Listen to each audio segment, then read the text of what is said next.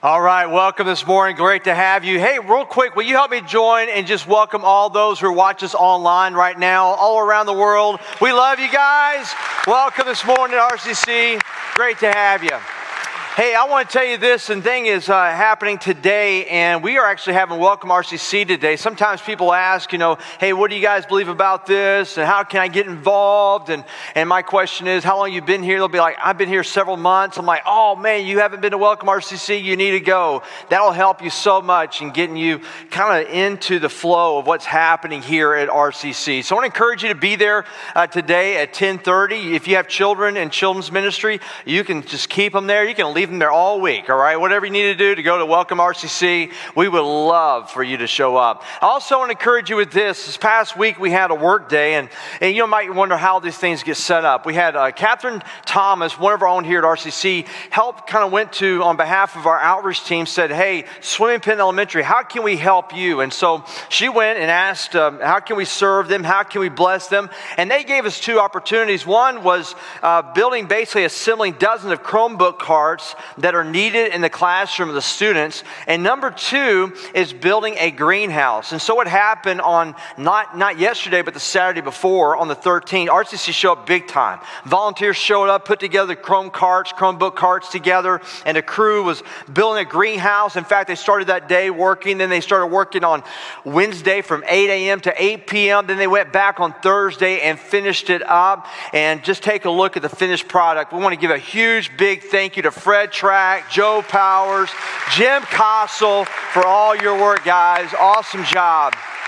So they're representing you well. And I want to encourage you with this because of the kids are so excited about what they're going to do with the greenhouse. They actually drew pictures of the greenhouse and thanked us and thanked our guys for building that greenhouse. And you can actually go out the door after the service and go to your left and you'll see the outreach missions table. You will see those pictures the kids drew. There's like 50 of them, all right?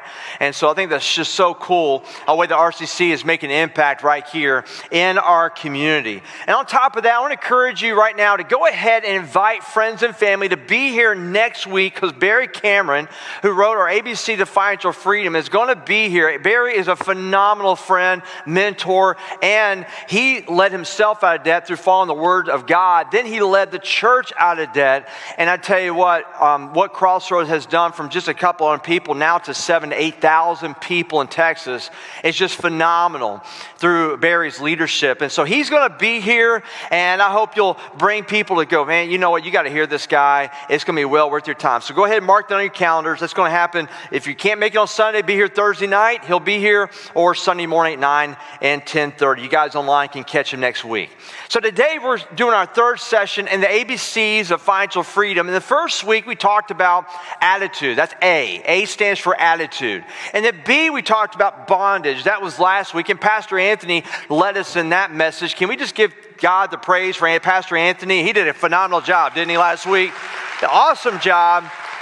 So if you didn't hear it, go to riverchristian.church/messages or rewind to pick up on either one of those two messages maybe you missed. But today we're looking at C, which stands for choice. Now, I'm a numbers guy, so when people come to me and say, hey, I want to, like in my family, hey, I want to do this, we want to get this project going, or I want to buy this, Dad. Usually it sounds a lot like Charlie Brown's parents to me, It sounds like wah, wah, wah, wah, wah, wah, wah, wah, until they say the number. They go, wah, wah, wah, $300. I'm like, I heard that. I heard $300. Like, I heard that.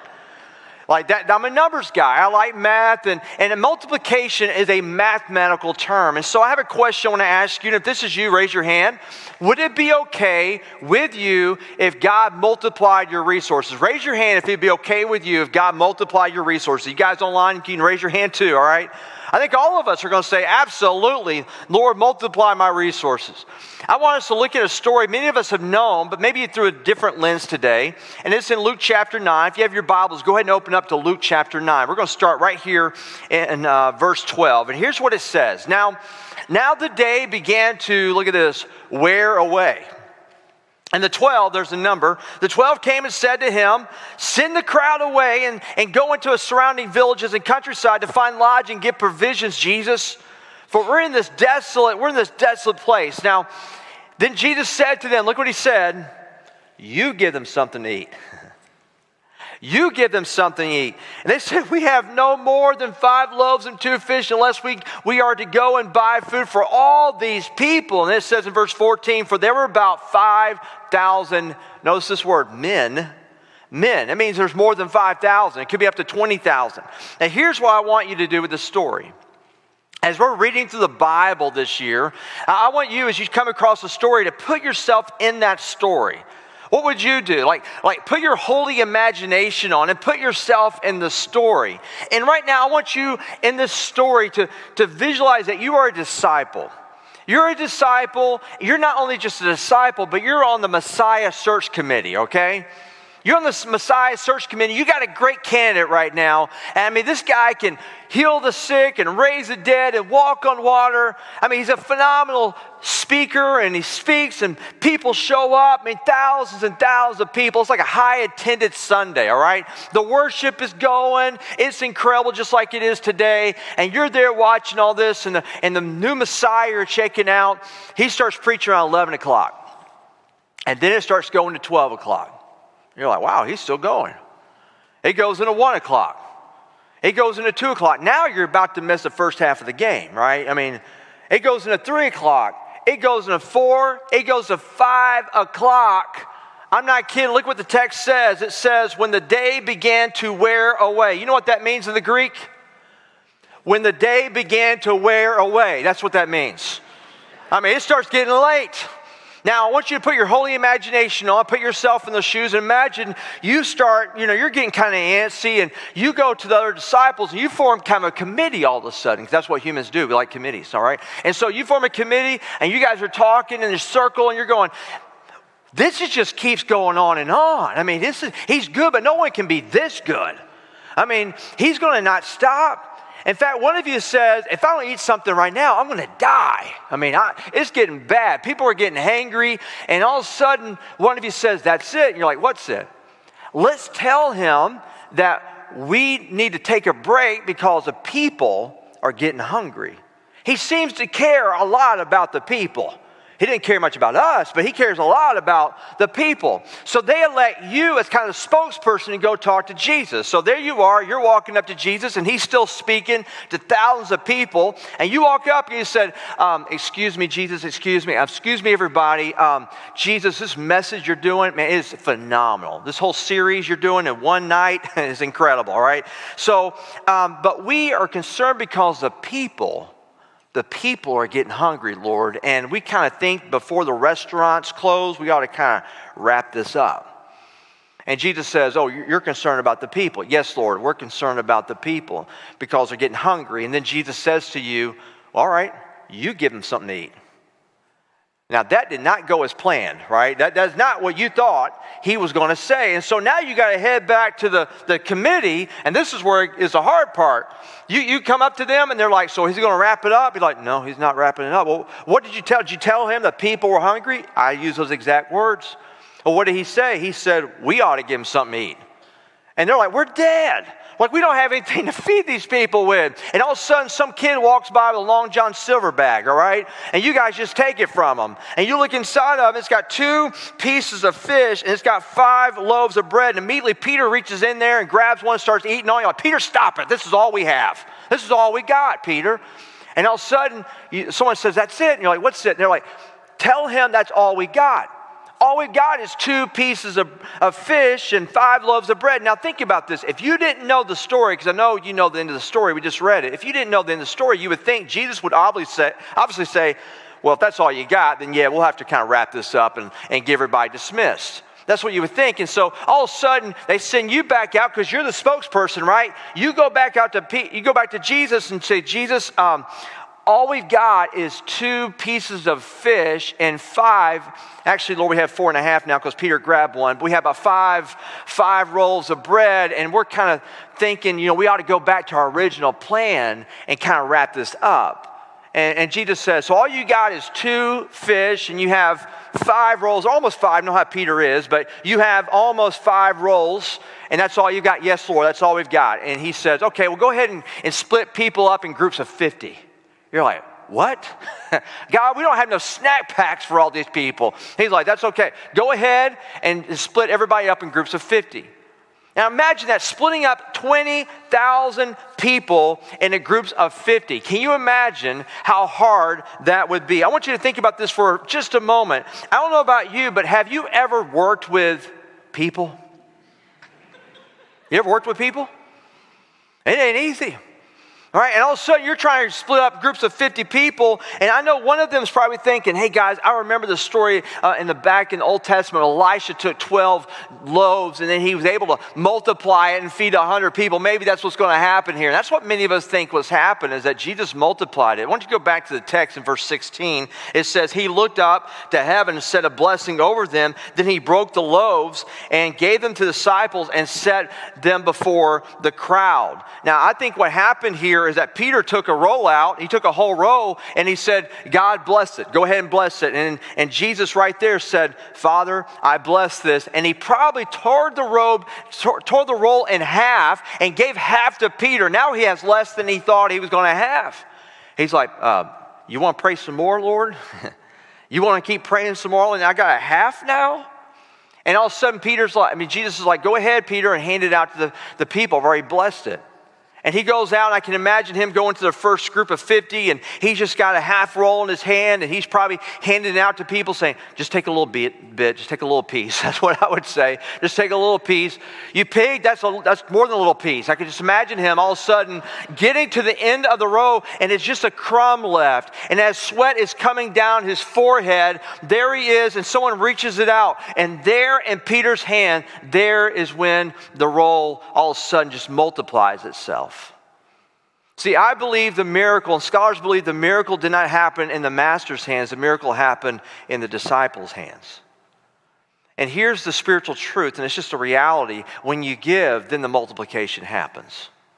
It's only when you give that things are multiplied. It's only when you give does God show up supernaturally and do what you didn't think he would do. And a lot of times what happens is, because of spiritual warfare, we believe that lies are truth, and we believe that truth are actually lies. And I would say it this way on the screen: we have fallen for lies that sound like truth, and we dismiss truth that sounds like lies. And because of that, that's why we end up in certain our situations, financial situations, that are just a mess, because we don't listen to God's voice regards to our finances.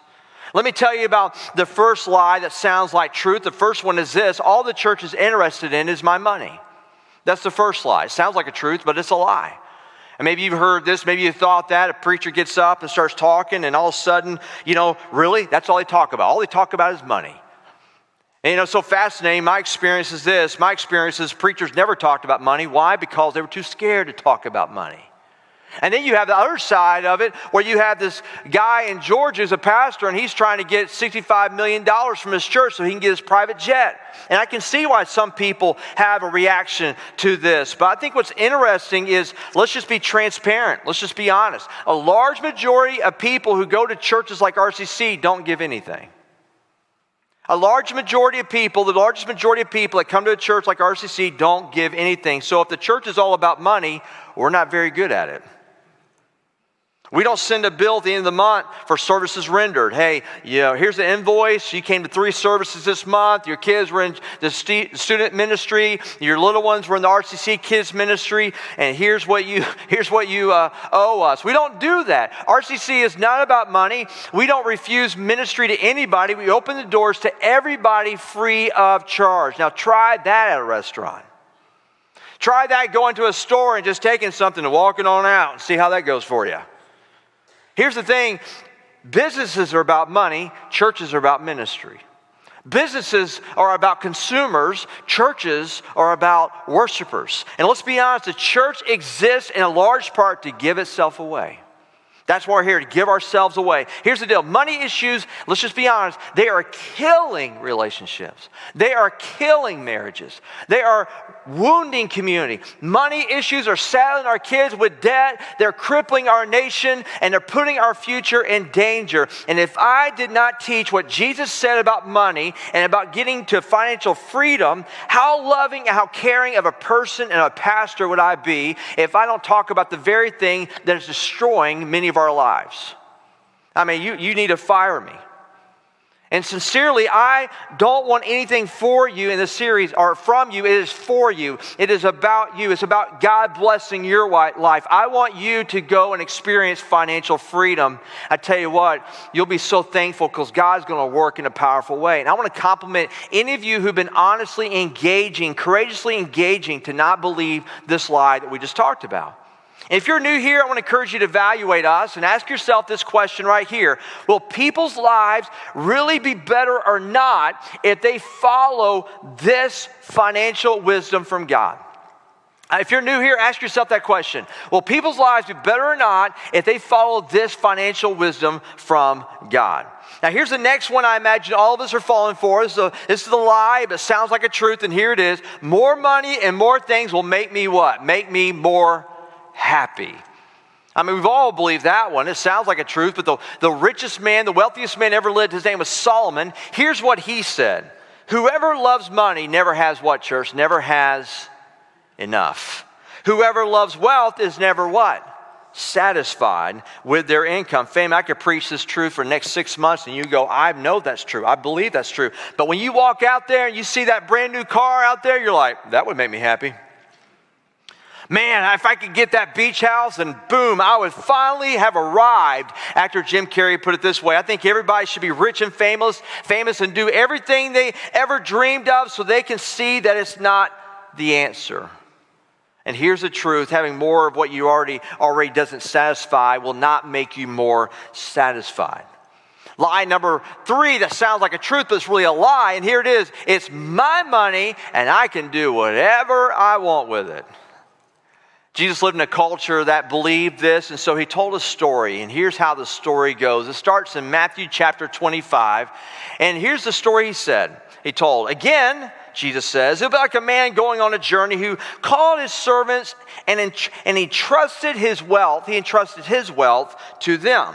To one he gave 5 bags of gold, and to the other 2 bags, and to another 1 bag, and each according to his ability, and then the owner went on his journey. Now, the story begins with this guy getting ready to go on a long trip. Maybe he's going off to Hawaii.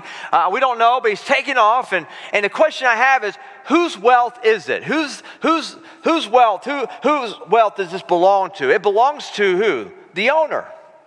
The servants, they're there, and they're the managers. They're the managers of this guy's wealth. And each one of them is given a bag of gold. A bag of gold in today's time would be like $30,000. So it's pretty hefty. I mean, $30,000 each bag. And the owner is basically saying, I want you to take care of my stuff that I am entrusting to you. I want you to invest it. I want you to multiply it. I want you to grow it. I'm entrusting my wealth to you, which leads to truth number 1. Oftentimes sounds like a lie, but it's a truth, and here it is. We're not owners of anything. We're just managers. We're not owners of anything. We're just managers. They were not the owners. They were managers of this guy's stuff. And a good manager takes their cue from their owner. A good manager says, thank you for entrusting me with your stuff. Now, what are your goals? What do you want me to accomplish with your stuff? And when we meet with a financial planner, if he's any good, he will say to you, all right, Tom. All right, Susie. All right, Catherine. What are your goals with your money?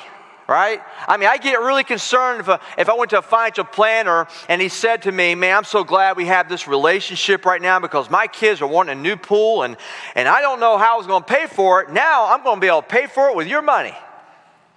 I'm like, no, that's not how this works. I'm the owner. Like, you're supposed to help me accomplish my goals, not your goals with my stuff.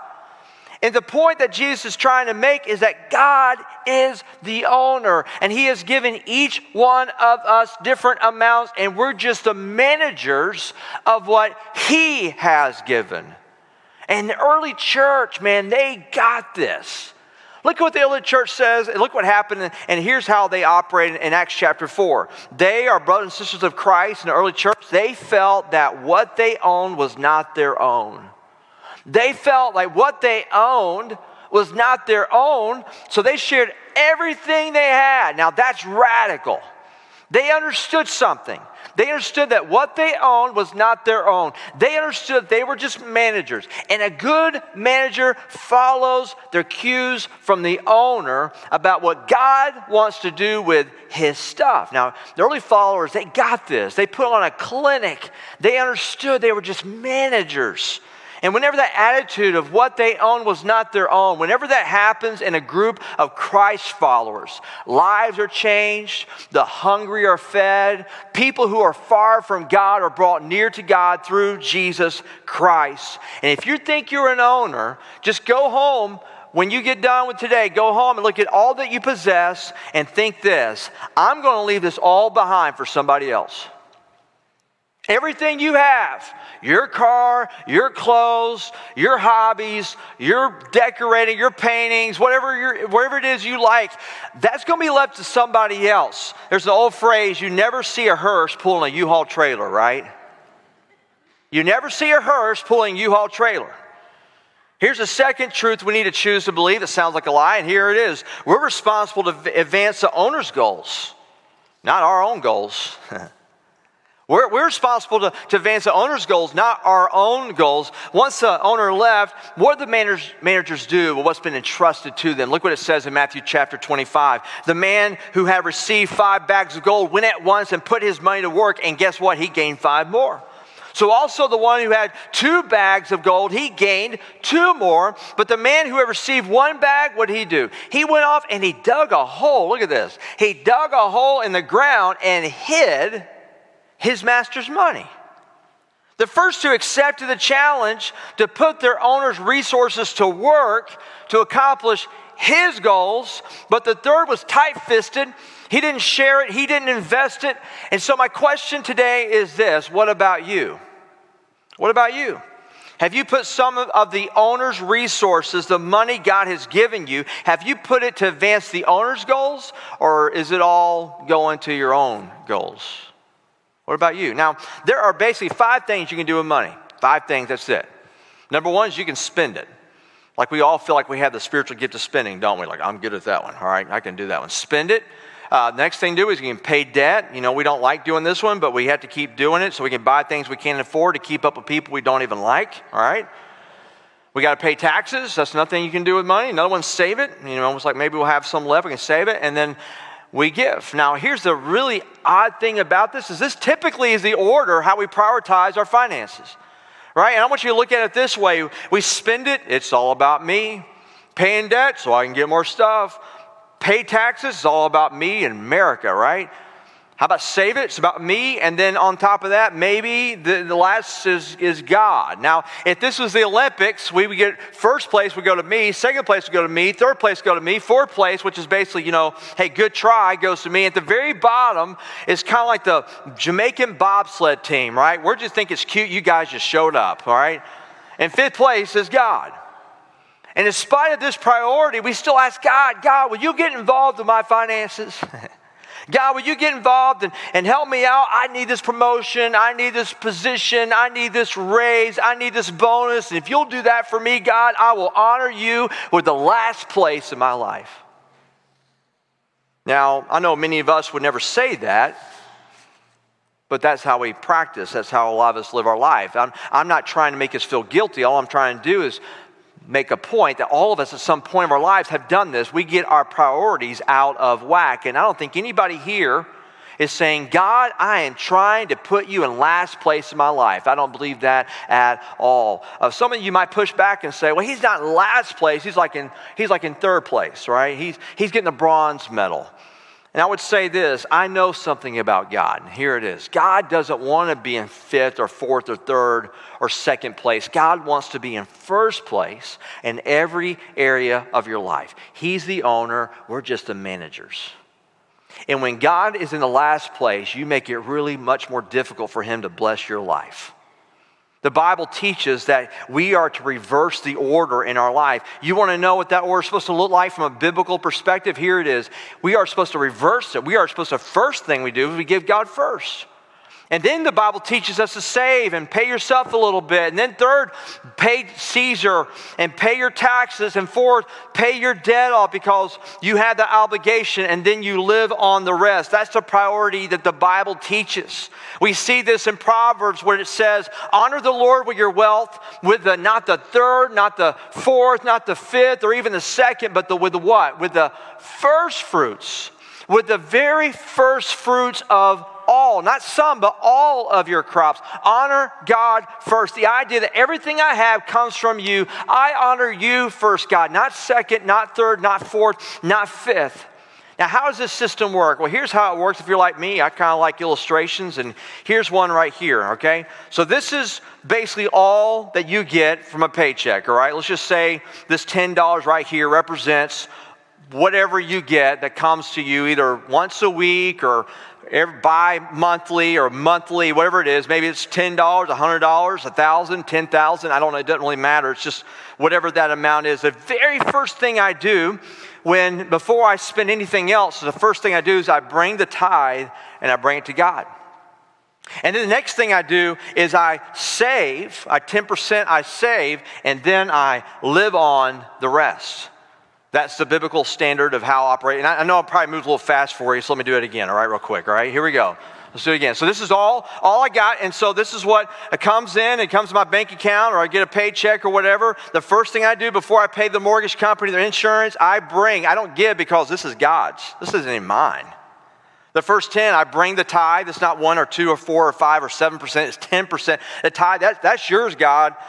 That's yours. I'm bringing the tithe. I can't give to God something that doesn't really belong to me. It's like me borrowing your car, and all of a sudden I go, hey, I want to give you something for Christmas. You're like, what? I want to give you this car. You're like, that's my car. You can't give me my car. You borrowed my car. That's God's.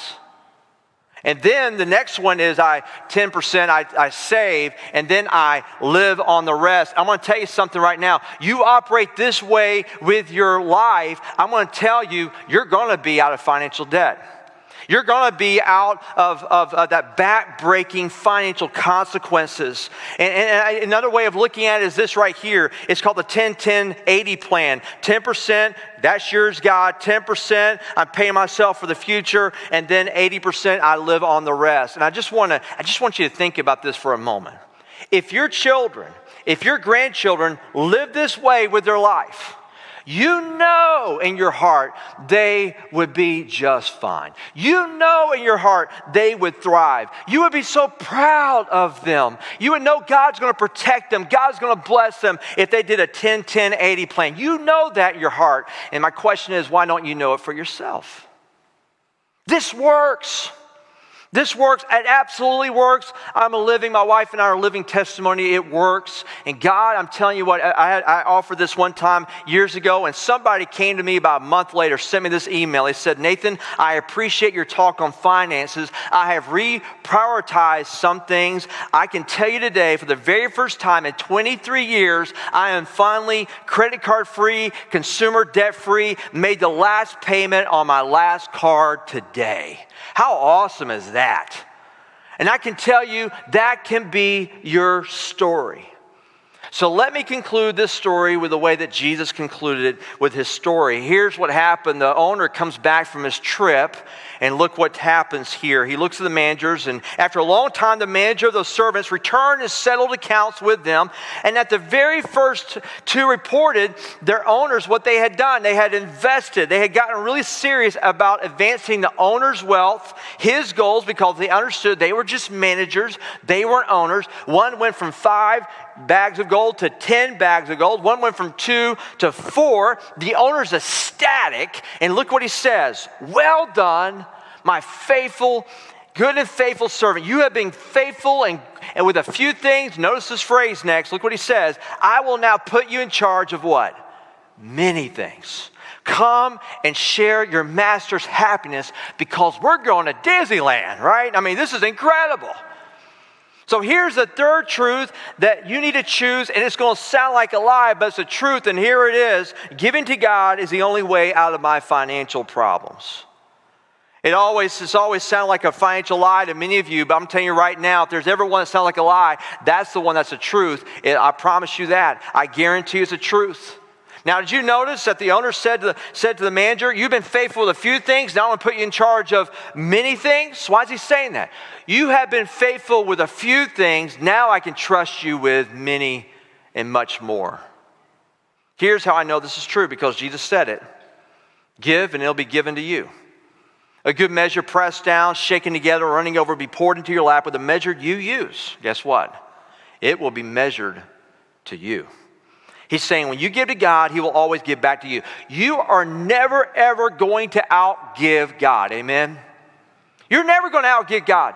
You're not going to be the very first person in the history of humanity who says, man, I'm out of everything because I gave to God and now I'm dirt broke. Nobody's ever said that. No, because God will always outgive you. He might bless you in ways you never dreamed. I tell you, that's exactly what he's going to do. And the truth is, what many people do when they start having financial problems, the very first thing they do, they cut out their giving. They'll start saying, you know, I'm behind saving for my retirement, so I'm going to stop giving to God in order to save for retirement. The problem with that is they're the very people that need to give to God. Why? Because Jesus says, give and it will be given to you. That's the principle. Either you choose that by faith or you don't. It's a faith thing. Either live by faith or you don't live by faith. Now, I'll illustrate the point by telling you about a story that came out of ABC, the Financial Freedom book that we gave out to everybody.